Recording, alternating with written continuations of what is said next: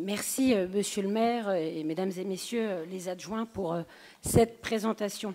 Alors, comme chaque année, vous nous présentez un point d'étape sur les projets de quartier et peut-être plus cette année que les fois précédentes. Il y a une forme peut-être de confusion dans l'objectif même de ce document où on ne sait pas si on parle des conseils de quartier, si on parle de l'action municipale dans le quartier, si on parle des projets de quartier tels qu'ils avaient été définis, comme l'a rappelé M. Guiteau, en 2021. Il y a une forme de confusion, à mon sens, dans ce document.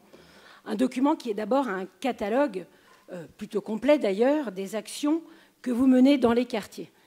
Et si on regarde et on se rappelle à quoi sert le projet de quartier, quand ils ont été mis en place en 2008 et en 2009, de mémoire, il s'agissait d'écrire avec les habitants de quartier un projet pour le quartier et donc d'orienter l'action municipale en s'appuyant sur la volonté des habitants du quartier.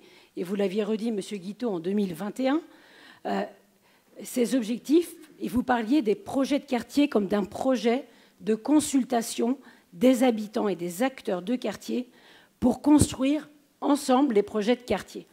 Et c'est peut-être aujourd'hui ce qui me manque le plus dans ce document, et ce sera le premier point de mon intervention, c'est bien sûr la place de la parole des habitants et la prise en compte de cette parole au quotidien dans l'élaboration à la fois de ces projets de quartier, mais bien sûr des choix municipaux et des politiques municipales que vous menez. Donc finalement, ces documents sont une vitrine de l'action de la ville à laquelle vous ajoutez, heureusement, quelques actions associatives ou émanant des quartiers.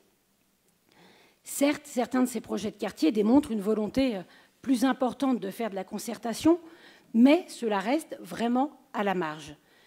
Et des échanges réguliers avec des membres de conseils de quartier nous confortent dans ce regret d'un manque de concertation et d'un manque de décisions qui restent pour la plupart des décisions municipales.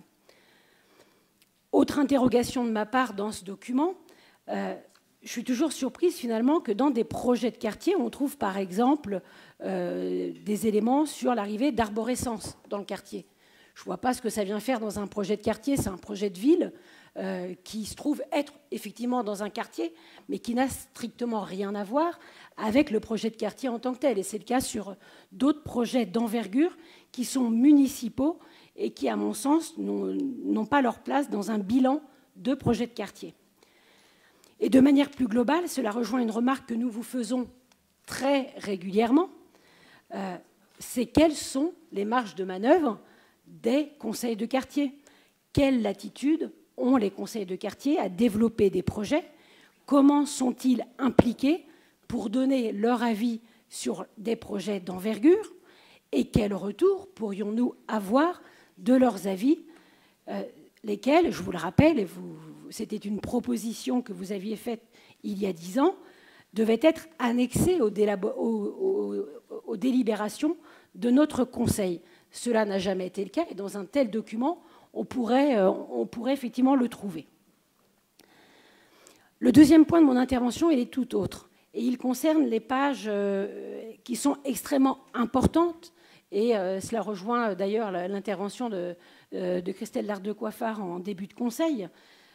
Ce sont bien sûr les statistiques sociales qui sont dans ce document et qui doivent être notre boussole en permanence.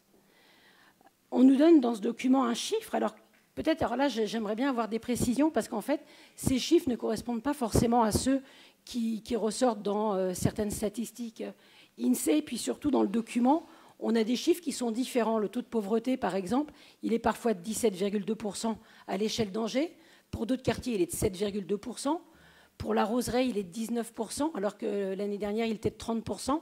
Donc je pense qu'il y a eu des erreurs dans les chiffres et qui se seraient certainement à revoir et à corriger. En attendant, on peut imaginer que le document présente un chiffre d'un taux de pauvreté à Angers qui est de 17,2%. Et qui reste bien au-delà du taux de pauvreté moyen en France, qui est de 14,5%. Et bien évidemment, ce chiffre doit constamment nous interpeller. Petite précision, le seuil de pauvreté, Je pense que vous vous basez sur le 60% du niveau de vie médian. On est à 1158 € par mois. Voilà, je crois que c'est important de se rappeler la difficulté de vivre avec 1158 € par mois.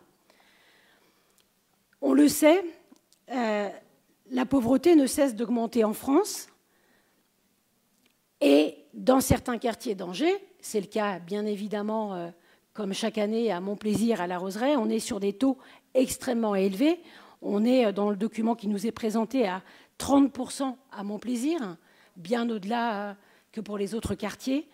Et à la Roseraie, comme je vous disais, on ne peut pas le savoir, on était à 25 l'année dernière. Donc ce serait intéressant qu'on ait celui de cette année. Les quartiers avec le plus fort taux de pauvreté sont aussi ceux qui concentrent le plus de jeunes. Si vous regardez les statistiques, on voit bien que c'est là où il y a le plus de jeunes et d'enfants, mais c'est aussi là où il y a le plus de familles monoparentales.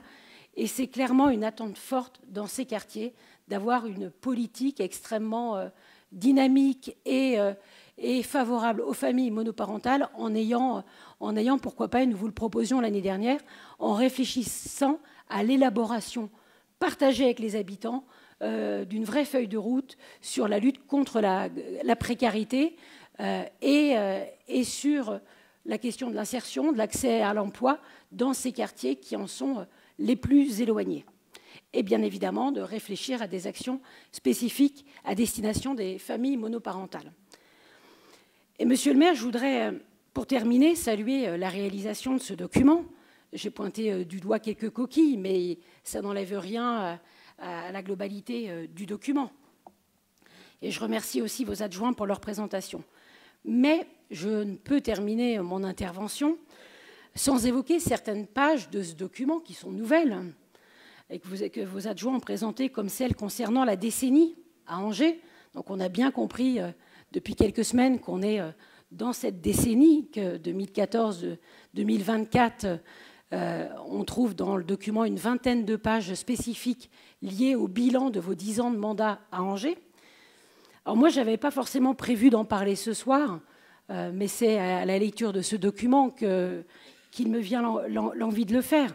Or, pourquoi? D'abord, tout simplement parce que vous avez fait un Vivre à Angers spécifique sur ces 10 ans, donc j'ai un peu de mal à comprendre pourquoi, à nouveau, dans ce document, dont on ferait peut-être d'ailleurs nous préciser à la destination de qui est ce document et comment ces pages sur le bilan de mandat sont-elles financées en plus du Vivre à Angers.